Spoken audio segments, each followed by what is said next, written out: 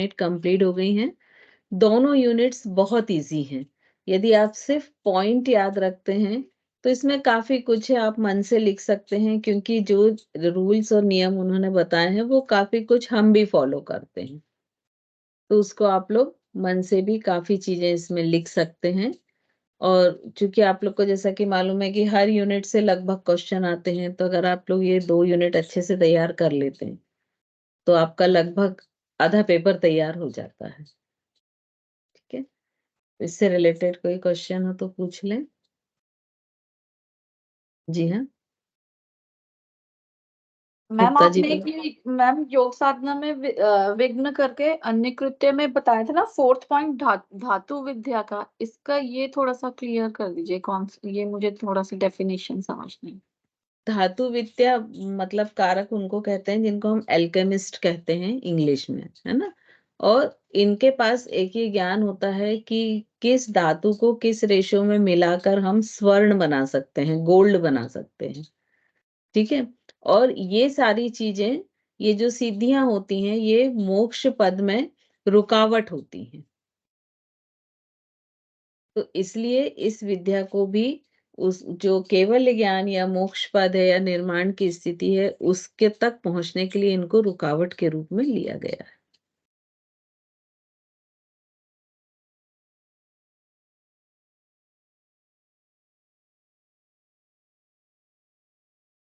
चलिए, और किसी का है क्या क्वेश्चन?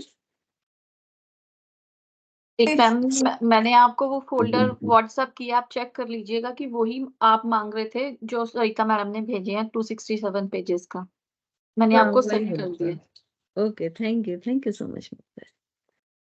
प्राची जी, आप कुछ बोल रहे हैं? Yes ma'am. मैम अभी आपने बोला था कि सरसों हमको नहीं, हठ योगी जो कर रहा है हठ योग उसको नहीं खाना चाहिए, तो क्या सरसों का तेल भी नहीं खाना चाहिए? एक्चुअली सरसों ना गरम माना जाता है, तो जब सिद्धि की तरफ बढ़ते हैं ना, तो बहुत सी चीजें ऐसी हैं कि जो अच्छी हैं, जिनमें कोई बुराई नहीं है, बट उनके गुण तामसिक हैं या गर्म है, तो इसलिए उनको अवॉइड करते हैं। क्योंकि जैसे जब भी वो कोई मंत्र सिद्धि या कोई प्राणायाम इस टाइप की चीज कर रहे हैं, तो बॉडी का कई बार टेम्परेचर बढ़ता है, तो उसमें यदि आप फूड भी वैसा लेंगे कि जो टेम्परेचर को इंक्रीज कर रहा है, तो वो मतलब मुश्किल हो जाएगी उसमें। तो इसमें ऐसा नहीं है कि सरसों नहीं ही लेना चाहिए, इसमें ये बोलते हैं कि अगर ऋतु के अनुकूल है ना, जैसे गर्मी में आपको नहीं लेना है, लेकिन ठंड में आप ले सकते हैं, क्योंकि आपके आसपास का बॉडी का टेम्परेचर डाउन है और उस समय आपको जरूरत है कि टेम्परेचर आप इम्प्रूव करें, थोड़ा सा बढ़ाएं। तो इनका विशेष जोर ये है कि आपको ऋतुओं के अनुकूल और आपका जहाँ आप रह रहे हैं उस स्थान के आसपास जो चीज भी ग्रो होती हैं, जिनकी खेती होती है ना, जो फल सब्जी उगते हैं, उनको ही लेना चाहिए। तो ये आजकल जो प्रेजेंट में जितने भी डाइटिशियन हैं, सब इस चीज को बहुत जोर देने लगे हैं कि लोकल खाएं, सीजनल खाएं, है ना। भले ही आप वो बेर भी खा रहे हैं, तो बेर में भी आपको एंटीऑक्सीडेंट मिल जाएंगे, लेकिन अगर आप बे सीजन खा रहे हैं, वो भले ही आपके ही वहां उग रहा है लेकिन सीजन नहीं है, तो वो आपके लिए हानिकारक है। क्योंकि जो नेचर है वो बहुत अच्छे से ऑर्गेनाइज है, और उसने उन चीजों को ही उस समय ग्रो अप किया है जिस समय आपको जो चीजें खानी चाहिए। ओके ठीक है, ओके। तो इसमें हठ योग में हमेशा वो यही बोल रहे हैं कि ऋतु के अनुकूल खाएं, और तामसिक भोजन मना करते हैं। क्योंकि तामसिक भोजन जब खाता है कोई भी, तो उसको आलस बढ़ती है, उसमें निद्रा और आलस बढ़ती है, और चूंकि यहाँ पर ये दोनों चीजें भी एक बाधक तत्व बताई गई हैं, है ना, तो इसलिए वो तामसिक खाने का जो है वो निरोध करने के लिए बोलते हैं और उसको खाने के लिए मना करते हैं। ओके मैम, एक और क्वेश्चन था कि अभी एक आया था नियम जो हम लेते हैं वो भी बाधक हो सकते हैं, तो नियम कैसे बाधक हो पाएंगे? कुछ नियमबद्ध करके आया था ना, वो एग्जैक्ट वर्ड में देख के बताती हूँ आपको। नियम नियम नियमागत। नियम भाई ये ऐसे ना कटो बाधक में यार। मतलब नियम ग्रह मतलब होता है कि नियम यानी जो नियम है उनको ना करना, करिए है आप। ना, जो फॉलो करना चाहिए। जैसे सुबह उठ के नहाना चाहिए शीतल जल से, एक नियम ये है। अगर आप वो नहीं करते हैं, मतलब नियम ग्रह यानी उस नियम को तोड़ते हैं, तो वो आपके इसमें बाधक है। ठीक है। ओके, मैंने उल्टा समझ लिया था उसको। हाँ, ये नियम ग्रह मैम है। जैसे मैम बोलते हैं ना, शीतल जल ग्रहण का लग गया, कोई चीज ढक गई या कोई चीज नहीं कर रही, तो ये नियम ग्रह है। मतलब ऐसे नियम जो प्रकृति और स्वास्थ्य के लिए आवश्यक हैं, उनको यदि हम नहीं करते हैं, ठीक है, तो वो बाधक है। जैसे मैम मिताहार करना। शीतल जल का मतलब यहाँ पे ठंडा पानी है।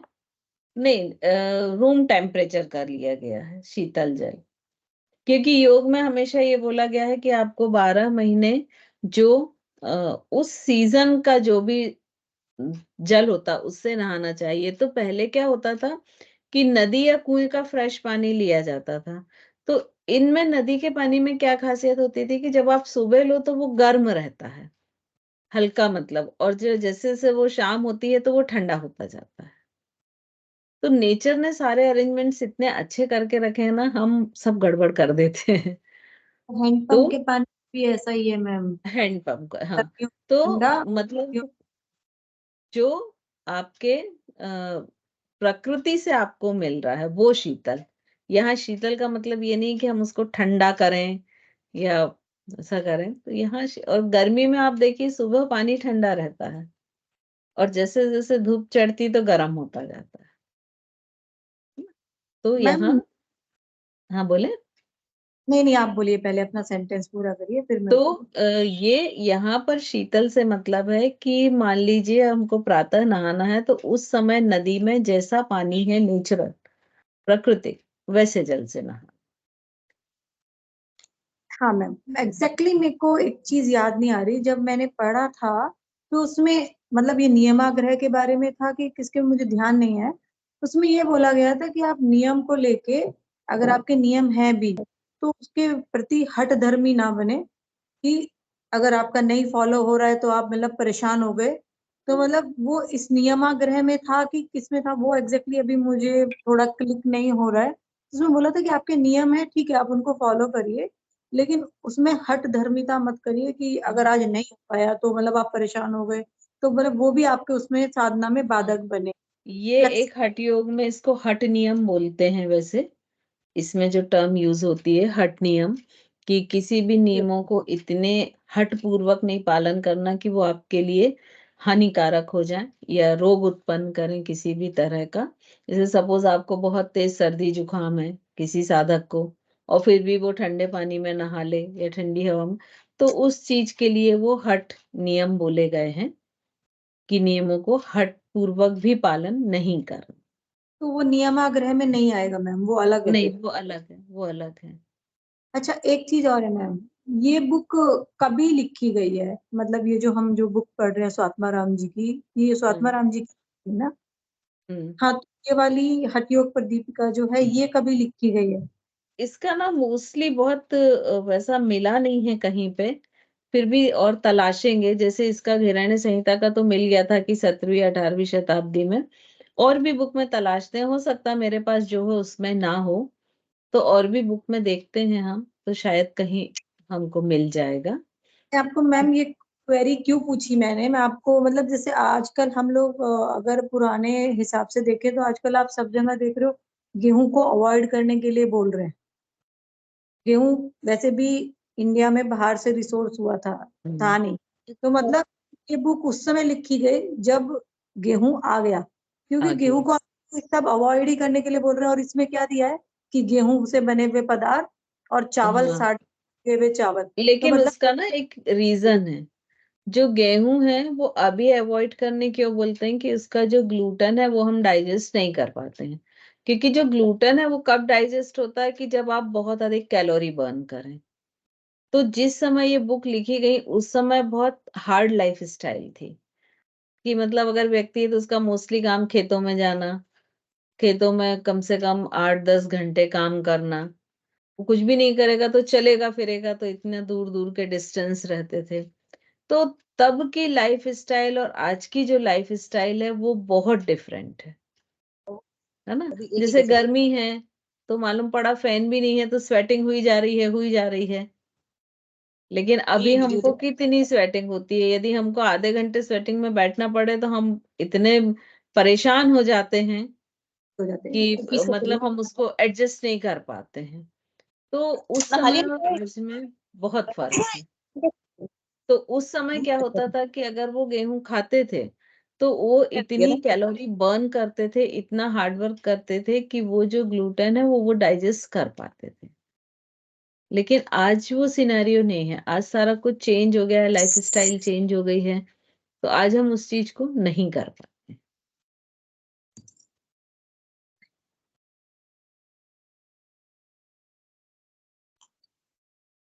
और किसी के हैं क्या कोई क्वेश्चन?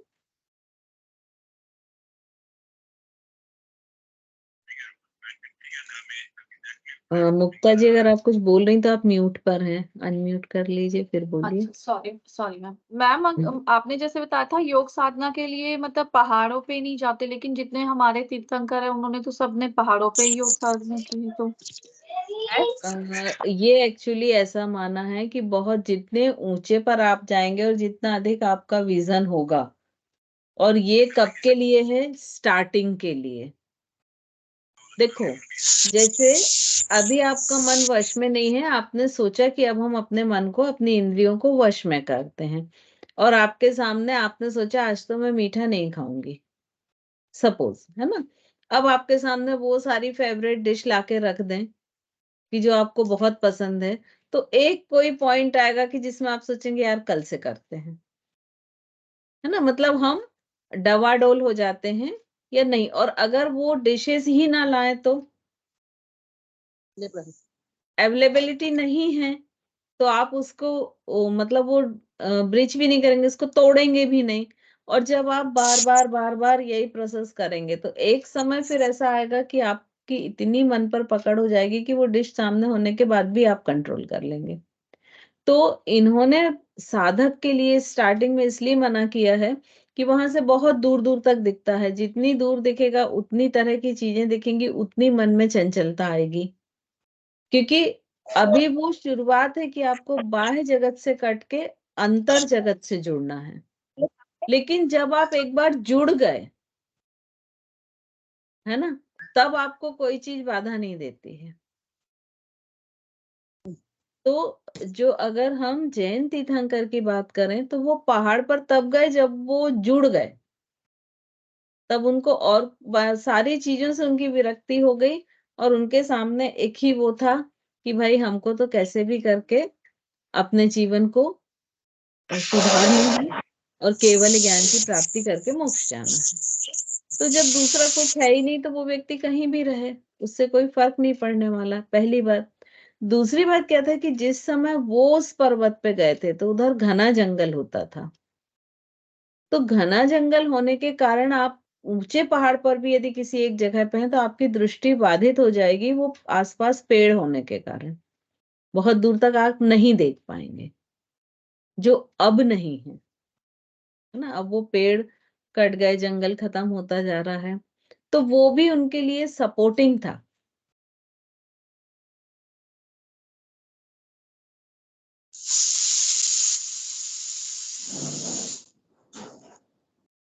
और किसी का है क्या कोई क्वेश्चन? रस चलाया भाई साहब?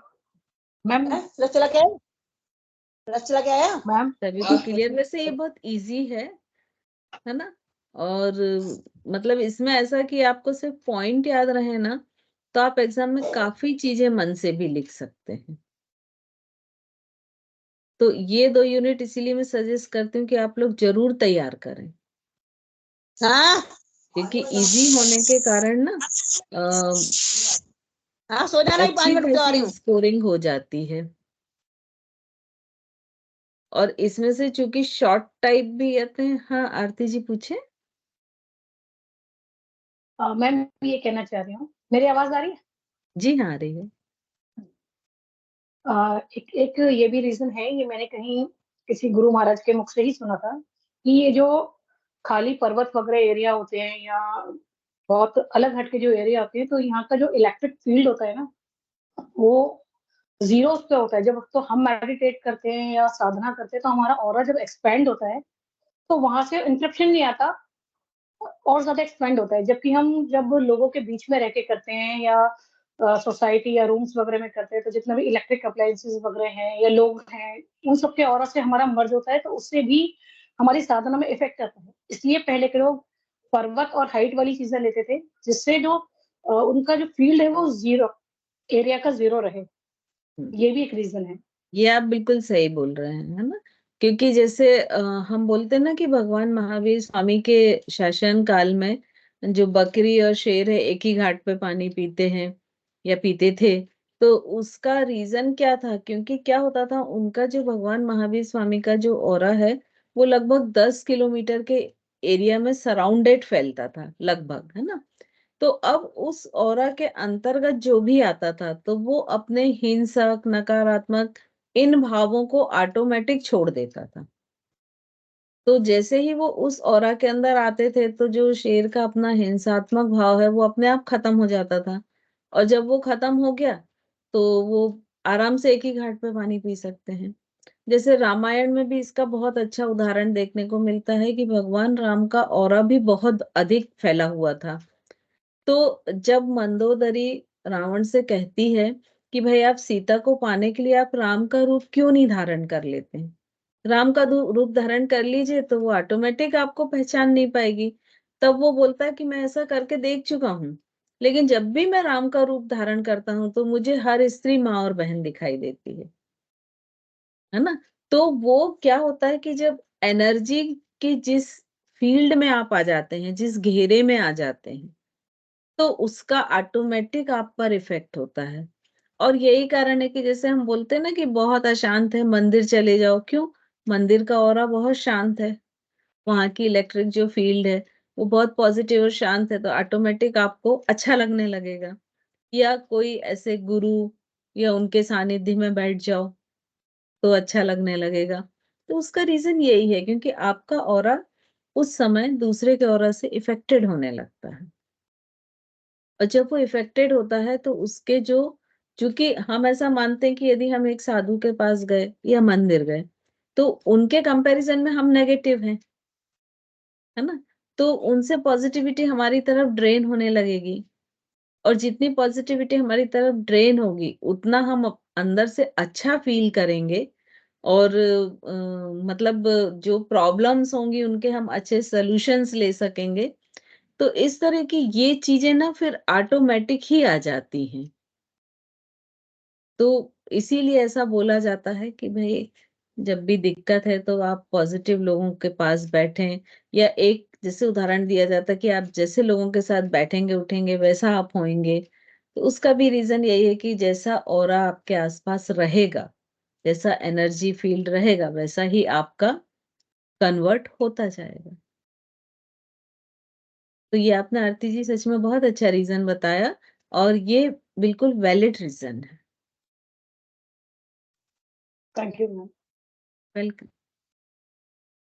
आई थिंक सभी के क्वेश्चन हो गए हैं, तो हम, है ना, 12:30 भी हो रहे हैं।